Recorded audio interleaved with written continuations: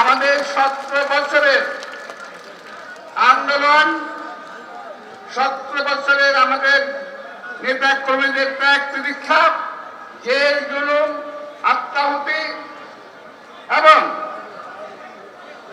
সকল কিছুর বিনিময়ে এই অর্জন সাধিত হয়েছে। একটি ধন্যবাদ যদি না দেওয়া হয় এখান থেকে, এখন আমরা নিজেদেরকে নিজে খাটো করবো। সেটা হলো আমাদের নেতা তারেক রহমান সাহেব শুধু লন্ডন থেকে যেভাবে পুরো দলটিকে পরিচালনা করেছেন এবং যার ফলশ্রুতিতেই আজকে আমাদের এই বিজয় অর্জন হয়েছে।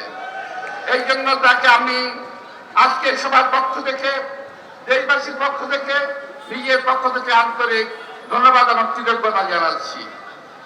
কালকে ঘোষণার পর আমরা অনেক কিছু ভুলে গেছি, নিজেদের দুঃখের কথা, বেদনার কথা, জেলের কথা, জুলুমের কথা ভুলে গেছি। কিন্তু আমরা এই সমস্ত ভাইয়েরা গত 17 বছর আন্দোলন করেছেন, গুম হয়েছেন, নিখোঁজ হয়েছেন,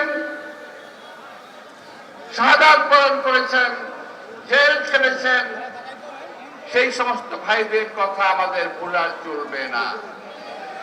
বুঝতে হবে এই সফলতা একদিনের অর্জন নয়, এই সফলতা 36 দিনের অর্জন নয়, এই সফলতা সার্বিক 17 বছরের আন্দোলনের এই সফলতা। প্রিয় ভাইরা, আজকে একটা খন্দকার মুশারফ স্যার বলে গেছেন ষড়যন্ত্র হচ্ছে। হ্যাঁ, ষড়যন্ত্র হচ্ছে। কেউ 11-11 পদ ধরে শুনতে পাচ্ছেন, কেউ আবার গতকালের বক্তব্যকে অপোজ করেছেন। ভাই, আমরা যদি বলি একটি কথা, আমি 2 মিনিট সময় নেব, আর সেটা হলো এই কালকে ঘোষণাপত্র ঘোষণা হয়েছে,